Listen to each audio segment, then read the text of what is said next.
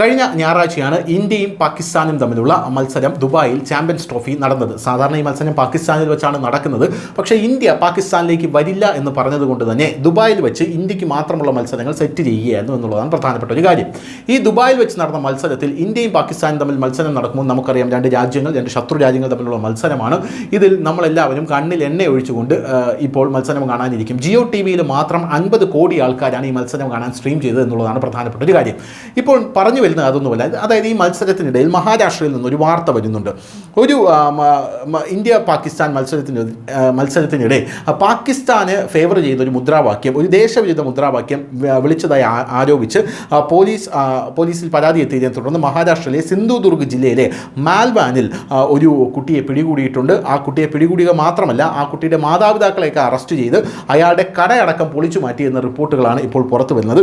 മത്സരം നടക്കുമ്പോൾ രാത്രി 9:30 കുടുംബത്തിൻ്റെ വീടിനടുത്തുകൂടി കടന്നു പോവുകയായിരുന്ന ഒരാൾ കുട്ടി ദേശവിരുദ്ധ മുദ്രാവാക്യങ്ങൾ വിളിക്കുന്നതായി കേട്ടതായി ആരോപിച്ച് സിന്ധുദുർഗ് പോലീസ് സൂപ്രണ്ട് സൗരവ് അഗർവാളാണ് ഇങ്ങനെ പറഞ്ഞിരിക്കുന്നത്. SP-യുടെ അഭിപ്രായത്തിൽ വഴിയാത്രക്കാരനും അയൽക്കാരും കുടുംബത്തെ നേരിട്ടു. ഇത് ഇരുവിഭാഗങ്ങളും തമ്മിൽ വഴക്കിലേക്ക് നയിച്ചു. തുടർന്ന് പോലീസിനെ അറിയിച്ചു. ഒരു പ്രദേശവാസിയുടെ പരാതിയുടെ അടിസ്ഥാനത്തിൽ FIR രജിസ്റ്റർ ചെയ്തു. ആൺകുട്ടി പ്രായപൂർത്തിയാകാത്തതിനാൽ ഞങ്ങൾ അവനെ ഒരു നിരീക്ഷണ കേന്ദ്രത്തിലേക്ക് മാറ്റിയിരിക്കുകയാണ്.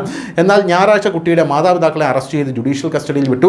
ഭാരതീയ ന്യായ സംഹിതയുടെ സെക്ഷൻ 196, അതായത് മതത്തിൻ്റെ അടിസ്ഥാനത്തിൽ വ്യത്യസ്ത ഗ്രൂപ്പുകൾക്കിടയിൽ ശത്രുത വളർത്തൽ, 197 കുറ്റപ്പെടുത്തലുകൾ, ദേശീയോദ്ഗ്രഥനത്തിന് വിരുദ്ധമായ പ്രസ്താവനകൾ എന്നിങ്ങനെയുള്ള വകുപ്പുകൾ പ്രകാരം അവർക്കെതിരെ കേസെടുത്തു. അതിനുശേഷമാണ് പിന്നീട് മാൽബൺ മുനിസിപ്പാലിറ്റി കൗൺസിൽ സ്ക്രാപ്പ് കട, അതായത് ഇവരുടെ സ്ക്രാപ്പ് കടയായിരുന്നു, ആക്രി കടയായിരുന്നു, ആ സ്ക്രാപ്പ് കട അടക്കം പൊളിച്ചു മാറ്റുന്ന ഒരു കാഴ്ചയാണ് കാണാനായിട്ട് സാധിച്ചത്.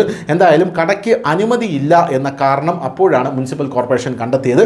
ആ കടയ്ക്ക് അനുമതിയില്ല എന്ന കാരണം പറഞ്ഞ് കുടുംബത്തിൻ്റെ ഉടമസ്ഥതയിലുള്ള ഒരു വാഹനമടക്കം കസ്റ്റഡിയിലെടുത്തുകൊണ്ടാണ് ഇത് പൊളിച്ചു മാറ്റുന്ന കാഴ്ച നമുക്ക് കാണാനായിട്ട് സാധിച്ചത്.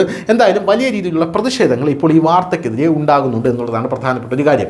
ഒന്നാമത്തെ കാര്യം എന്ന് പറയുന്നത് ദേശവിരുദ്ധ മുദ്രാവാക്യം, അതായത് പാകിസ്ഥാൻ സിന്ദാബാദ് എന്ന് പറഞ്ഞ മുദ്രാവാക്യം വിളിച്ചു കഴിഞ്ഞാൽ എന്താണ് പ്രശ്നം എന്നുള്ള രീതിയിൽ സോഷ്യൽ മീഡിയയിൽ കമൻറ്റുകൾ വരുന്നു. പോരാത്തതിന് ഇങ്ങനെ പോലീസ് എന്തിനും ഏതിനും ബുൾഡോസർ രാജ് ചെയ്യാൻ തുടങ്ങിയാൽ എന്ത് ചെയ്യും എന്നുള്ള രീതിയിലുള്ള ഒരു നറേഷൻ ഒരു സൈഡിൽ വരുന്നു. പോരാത്തതിന് മുസ്ലിങ്ങളെ എന്തിനാണ് ഇങ്ങനെ ടാർഗറ്റ് ചെയ്യുന്നത് എന്നുള്ള നറേഷൻ വേറൊരു ഭാഗത്തുനിന്ന് വരുന്നുണ്ട്. എന്തായാലും മഹാരാഷ്ട്രയിൽ അടക്കം ഇത് വലിയ വാർത്തയായിട്ടുണ്ട്. കേരളത്തിലടക്കം സുഡാപ്പി ചാനലും മറ്റ് സുഡാപ്പികളെ താങ്ങുന്ന പല മാധ്യമങ്ങളും ഇത് വലിയ വാർത്തയാക്കി എടുത്തിട്ടുമുണ്ട്. News desk, news India Malayalam.